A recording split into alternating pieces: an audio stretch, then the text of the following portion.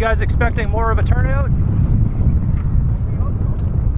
What are the odds? It starts at 1, so it just Oh, I see. So a few minutes from now then, I see. Yeah. Fair enough.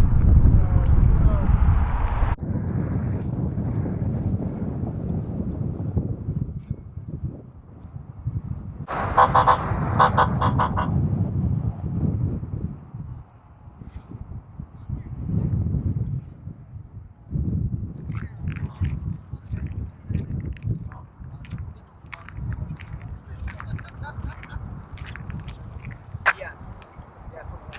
It sets a very, it's an auto car.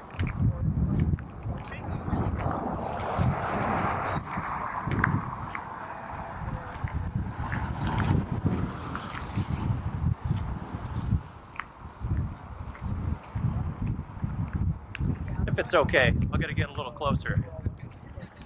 What's that? Just gonna get a little closer if that's okay. Get somebody to say, "Oh, I'm not going to buy a Tesla today." It's something you just don't decide to go into.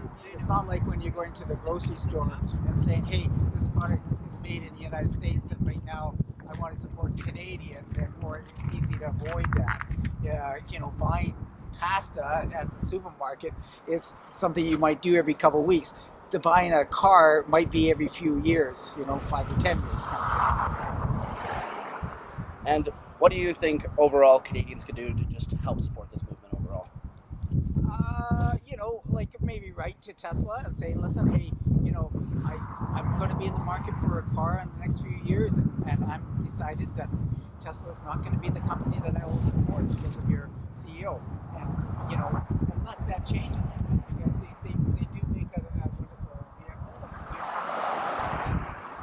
But the thing is that they have this big ball and chain attached to it right now that's not very good. Perfect. Thank you so much. I appreciate it so I much. try to.